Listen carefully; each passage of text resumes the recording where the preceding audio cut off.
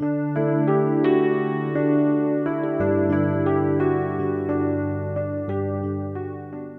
வரப்போகும் இயேசுவின் நாமத்தினாலே இந்த ஜீசஸ் வித் அஸ் நிகழ்ச்சியில் உங்களை வரவேற்பில் மிக்க மகிழ்ச்சி. இன்றைக்கு ஆண்டவர் நம்மகிட்ட சொல்கிற வார்த்தை 2 தீமோத்தேயுல 4ஆம் அதிகாரம் 3ஆம் வசனத்தில், ஏனென்றால் அவர்கள் ஆரோக்கியமான உபதேசத்தை பொறுக்க மனதில்லாமல் செவித்தின உள்ளவர்களாகி தங்கள் சுய இச்சைகளுக்கு ஏற்ற போதகர்களை தங்களுக்கு திரளாய் சேர்த்து கொண்டு. இதில் பரிசுத்தவனை என்ன சொல்ல விரும்புகிறார் அப்படின்னா, அந்த வசனத்தை வாசிக்கும்போது நமக்கு தெரியுது, அவர்கள் ஆரோக்கியமான உபதேசத்தை பொறுக்க மனதில்லாமல், இல்லை செவித்தினர் உள்ளவர்களாகி அப்படின்னு போட்டிருக்கு. தோஸ் ஹூ ஆர் டெஃப், அதாவது காது கேளாதவர்கள், செவிடர்கள் அப்படின்னு வேதம் குறிப்பிடுது. அதோட பதம் தான் அது, செவித்தினர் உள்ளவர்கள்.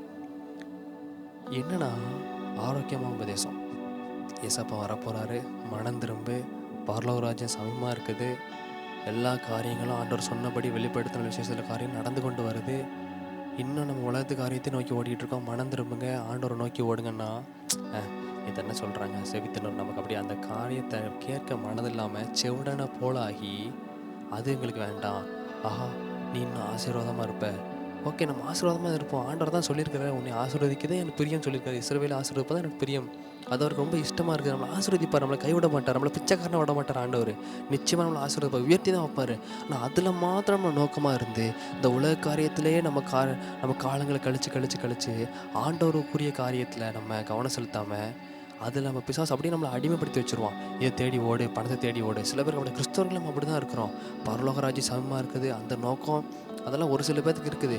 ஆனால் இன்னும் ஆண்டவர் எதிர்பார்க்குற காரியம் ஏன் லேட் பண்ணுறார் அப்படின்னா, எல்லாரும் சுவிசேஷத்தை ஏற்றுக்கொண்டு எல்லாரும் மனம் திரும்பி வரணும் அப்படின்றதுக்காக தான். சபை என்பது சபையில் உள்ள மக்கள், இந்த மக்கள் எல்லாருமே பரலோக ராஜ்யத்துக்கு எடுத்துக்கொள்ளப்படுவாங்கன்றது அது ஆண்டவர் தான் தெரியும். ஆனால் எல்லாருமே எடுத்துக்கொள்ளப்பட வேண்டும் என்பது தான் தேவனுடைய சித்தமாக இருக்குது. ஏன்னா யாரையும் கைவிடுறது, யாரையும் ஆண்டு வெறுக்கிறது அவர் சித்தம் இல்லை, எல்லாத்தையும் ரட்சித்து கொண்டு போகிறது ஆண்டவர் சித்தமாக இருக்கிறதுனால தேவன் சொல்கிற காரியம், செவித்துணர்வு உள்ளவனாக இருக்காத, செவிடனை போல இருக்காத, ஆண்டவருக்குரிய ராஜ்யத்தின் காரியத்தை கேட்டு மனம் திரும்பி பரலோக ராஜ்யத்துக்கு தயாராக. ஏன்னா ஆண்டவர் சீக்கிரம் வர போகிறாரு. இந்த காரியத்தை நம்ம அதை தான் வாசிக்கிறோம். மக்களை ஏற்படுத்தி கொள்கிறாங்களாம் இந்த செழிப்பான உபதேசம் பேசுகிற போதகர்களை. எப்படின்னா, செழிப்பான உபதேசம் பேசினா ஆத்துமாக்கள் வரும். அப்போ தன்னைத்தானே வரும்போது ஒழுங்காக வரலாம், சில நேரத்தில் உண்மையாக அர்ப்பணித்து வரலாம். ஆனால் வந்த சில நாட்கள் கழிந்த பிறகு ஆத்துமாக்கள் வராததை கண்டு தான் செழிப்பான உபதேசத்தை பேசும்போது ஆத்துமாக்கள் வருகிறார்கள். அதை பார்த்து தான் அதை போலவே மாறுகிறான். அப்போ மக்கள் தான் அப்படி அவனை மாற்றுறாங்க, போதகனை மாற்றி அவன் அப்படியே பேச தொடங்கி அப்போ ஆத்துமாக்கள் பெருகி உலக காரியங்களை மாத்திரம் பேசி பரலோக ராஜ்யத்தை இழந்து போயிடுவாங்க. இது பிசாசோட மிகப்பெரிய தந்திரமாக இருக்குது இந்த கடைசி காலத்தில். அப்போ ஆண்டவர் என்ன சொல்கிறாரு, இப்படி செவித்துறவங்களா இருக்காங்க. பிற்பகுதியை வாசித்து பார்த்தீங்கன்னா, அதே எல்லாவற்றிலும் மனத்தெளிவுள்ளவனாக இரு. அப்போ நம்மளாம் என்ன செய்யணும் அப்படின்னா, வசனத்தை ஏற்றுக்கொண்டவங்க, தெளிவாக ஆண்டவர் ராஜ்யத்துக்கு வெயிட் பண்ணுறவங்க, பரிசுத்தமாக வாழ்கிறவங்க எல்லாம் நம்ம என்ன பண்ணணும் அப்படின்னா, இந்த காரியத்தை நோக்கி பார்த்துட்டு நம்ம தெளிவாக இருக்கணும். எந்த போதகத்தை நம்ம விசுவாசிக்கணும், எப்படிப்பட்ட போதகர்கள்லாம், அப்படி நிறைய போதகர்கள் இருக்கிறாங்க. நம்ம தமிழ்நாட்டில் மாத்திரம் இல்லை, உலகளாவுமே அப்படி தான் செழிப்பான உபதேசத்தை பேசுகிற ஆட்கள் பெருகி கொண்டே வராங்க.